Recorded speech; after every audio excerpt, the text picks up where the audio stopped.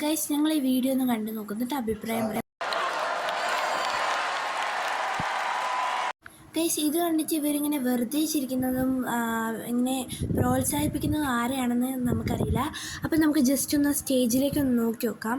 അവിടെ എന്തെങ്കിലും കാണും, അതുകൊണ്ടായിരിക്കും ഇങ്ങനെ ചിരിക്കുന്നത്, അല്ല ആർത്ത് വിളിക്കുന്നത്. അപ്പം നമുക്ക് നോക്കി നോക്കാം. കമാൺ ഗൈസ്, ഞാനിവിടെ കണ്ടത് ഒരു വലിയ കാഴ്ചയാണ്. ഇത് പട്ടിയാണോ അതോ മനുഷ്യനാണെന്നോ ഒരു എത്തും പിടിയില്ല, എന്നാൽ അപാരം തന്നെ. അപ്പോൾ ഗൈസ് ഇനി ഇവിടെ നിന്നിട്ട് കാര്യമില്ല. അപ്പോൾ നമുക്ക് നേരെ അപ്പുറത്തെ വീട്ടിലേക്ക് പോകാം. അടുത്ത വീഡിയോയിലേക്ക് പോകാം.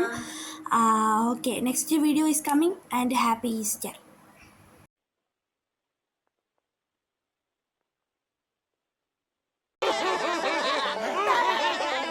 ഗൈസ് ഈ വീഡിയോയിൽ നിന്ന് എനിക്ക് മനസ്സിലായത്, ആ പൂച്ച വാ പൊളിച്ച് നിൽക്കുമ്പോൾ ബാക്കിയുള്ള ആൾക്കാർ ഇരുന്ന് ചിരിക്കുന്നു. അത് മാത്രമേ എനിക്ക് മനസ്സിലായുള്ളൂ. എന്തിനാണ് ആ പൂച്ച വാ പൊളിച്ചതെന്ന് എനിക്ക് ഇതുവരെ മനസ്സിലായിട്ടില്ല. ഗൈസ് അധികമായിട്ട് എനിക്കൊന്നും മനസ്സിലായില്ല. എന്നാലും നമുക്ക് ഈ വീഡിയോ ഇവിടെ കളഞ്ഞിട്ട് അടുത്ത വീഡിയോയിലേക്ക് പോകാം.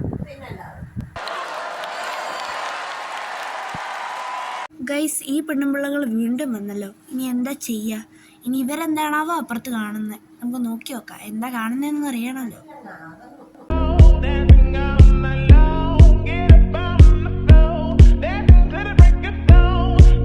ഹലോ ഗൈസ്, അപ്പോൾ ഈ വീഡിയോയിൽ നിന്ന് എനിക്ക് മനസ്സിലായത് ഇയാൾക്ക് വെറും വട്ടല്ല, ഇയാൾക്ക് മുതു പ്രാന്താണ്. അതുകൊണ്ടാണ് ഇമാതിരി കോപ്രായം ഡാൻസാന്ന് പറഞ്ഞ് ചെയ്യുന്നത്. എന്തോ പറയാനാ, ഇയാളെ കൊണ്ട് തോറ്റു. ഇനി വൈകിക്കണ്ട, നേരെ അടുത്ത വീഡിയോ ഇങ്ങോട്ട് പോരട്ടെ. Are you ready? Later. Hello guys, ഈ ജീവിയുടെ പേരറിയാവുന്നവർ ഒന്ന് കമൻറ്റ് ചെയ്യണേ. കാരണം എനിക്കിതിൻ്റെ പേരൊന്നും മനസ്സിലായില്ല. ഇതേതാ ജീവി എന്ന് കൂടി എനിക്ക് മനസ്സിലായിട്ടില്ല. അപ്പോൾ അറിയാവുന്നവരൊന്ന് കമൻറ്റ് ചെയ്യും. ഈ ജീവി എന്തിനാണ് കിടന്ന് കാറുന്നതെന്ന് കൂടി നിങ്ങൾക്ക് മനസ്സിലായിട്ടുണ്ടെങ്കിൽ ഒന്ന് കമൻറ്റ് ചെയ്യുക. അത്രേ പറയാനുള്ളൂ. അടുത്ത വീഡിയോ.